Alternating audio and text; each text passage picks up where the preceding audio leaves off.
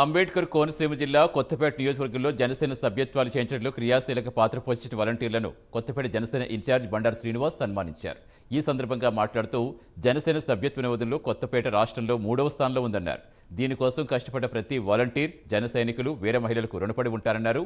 September 2న Pawan Kalyan పుట్టినరోజు సందర్భంగా మరెన్నో సేవా కార్యక్రమాలు నిర్వహించాలని ఆయన పిలుపునిచ్చారు.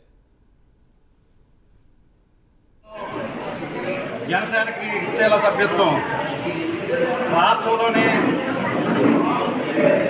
అత్యధికంగా చేసిన నియోజకవర్గంగా నిలబడటం, సుమారు 25,000 సుమారు